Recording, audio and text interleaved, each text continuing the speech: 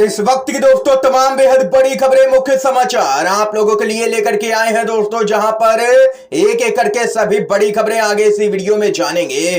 पहली बड़ी खबर में आप लोगों को बताएंगे कि सुप्रीम कोर्ट के फैसले को पलटने की तैयारी में मोदी सरकार एक बार फिर इलेक्टोरल बॉन्ड लाने की तैयारी में है। सीजीआई की बेंच ने इसे यहां पर पूरी तरह से अवैध माना था। जानेंगे पूरी खबर क्या कुछ है मामला, इसके साथ ही बताएंगे अगली अपडेट में मेरठ में बीजेपी के प्रत्याशी अरुण गोविल का भारी विरोध, वापस जाओ के लगे हैं नारे।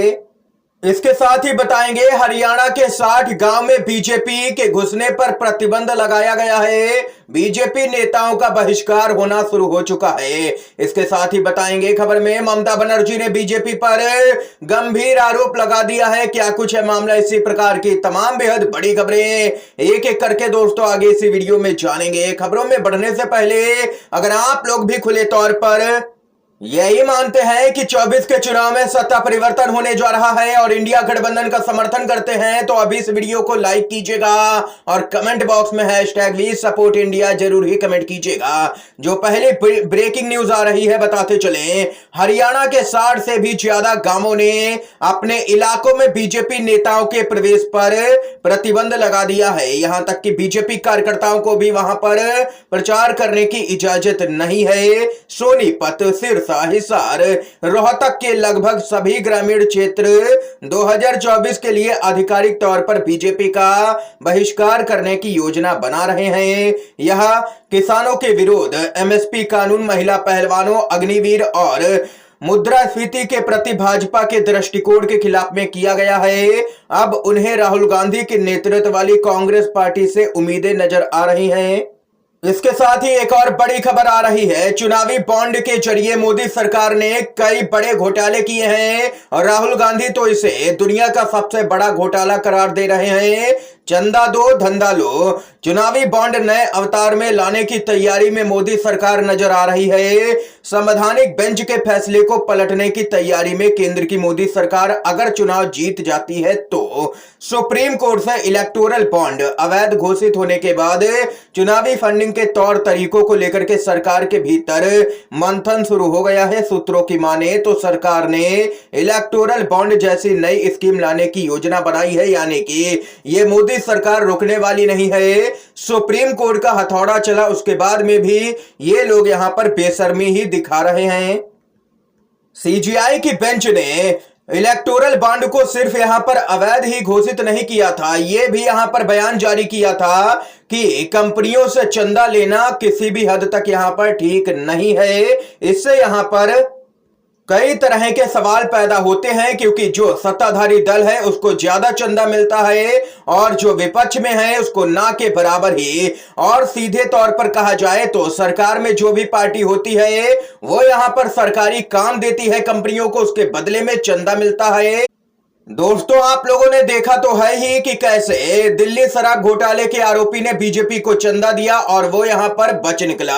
और एक और मामला बताते हैं कि कैसे मोदी सरकार ने संसद में टेलीकॉम बिल पास कराने के लिए 140 से भी ज्यादा सांसदों को सस्पेंड किया ताकि कोई विरोध ही ना कर पाए। वो बिल पास कराया गया और इस बिल से जिस कंपनी को फायदा हुआ उसने बाद में बीजेपी को मोटा यहां पर चंदा भी दिया। ये यहां पर सीधे तौर पर 60 गांठ की तरफ इशारा करता है। इसके साथ ही एक और बड़ी खबर की तरह बढ़ते हैं दोस्तों, आप लोगों को बताते चले यूपी के अंदर बीजेपी का विरोध लगातार जारी है। मेरठ में बीजेपी प्रत्याशी अरुण गोविल का भारी विरोध, मुर्दाबाद और वापस जाओ के नारे लगे हैं। जी हां दोस्तों, मेरठ में रोड शो निकाल रहे बीजेपी के प्रत्याशी अरुण गोविल का यहां पर भारी विरोध किया गया है। इतना ही नहीं, मुर्दाबाद के नारे भी खूब लगे हैं और जिस प्रचार रथ पर सवार होकर के अरुण गोविल जा रहे थे उसे लोगों ने घेर लिया और जबरन रथ को रोक लिया। चुनाव बहिष्कार के पोस्टर लेकर के लोग रथ के आगे अड़ गए। लोगों ने खूब हंगामा किया और चुनाव बहिष्कार के पोस्टर भी यहां पर लहराए। बताते चले कि इनमें महिलाएं भी शामिल थीं। अरुण गोविल के प्रचार रथ के आगे भीड़ आ गई और खूब हंगामा भी हुआ। मुर्दाबाद के नारे लगे और अरुण गोविल वापस जाओ के भी खूब नारे लगे हैं। यानी कि जमीनी स्तर पर बीजेपी के प्रत्याशियों का हो रहा है जबरदस्त तरीके से भारी विरोध और एक एक करके अब प्रत्याशी यहां पर खदेड़े जा रहे हैं। इसके साथ ही एक और बड़ी खबर बताते चले। बड़ी खबर आ रही है, अगर पहले से तय है कि सीट 400 पार होनी ही है तो चुनाव क्यों करा रहे। कन्हैया कुमार ने बीजेपी को घेरा है। जी हां दोस्तों, खबर बताते चले। कांग्रेस के नेता कन्हैया कुमार ने बीजेपी के 400 पार के नारे को परसेप्शन मैनेजमेंट और वास्तविकता बदलने का यहां पर प्रयास करार दिया है। उन्होंने कहा है कि बीजेपी को हार का डर है और ऐसे में वह देश को धोखा देने की कोशिश कर रही है। कन्हैया कुमार ने यह सवाल भी किया है कि जो नेता कांग्रेस में रह करके चुनाव नहीं जीत सकते, उनकी प्रधानमंत्री मोदी और बीजेपी के लिए भला क्या ही उपयोगिता है। उन्होंने साथ ही कहा है कि पहले सत्ता में रहे दलों की कहीं ना कहीं यह विफलता रही कि लोग बीजेपी के अतिवाद की तरफ आकर्षित हो गए, लेकिन यह स्थिति कभी भी बदल सकती है क्योंकि भारत का समाज प्रेम, समानता और यहां पर सह अस्तित्व और सहिष्णुता के साथ में खड़ा होता है।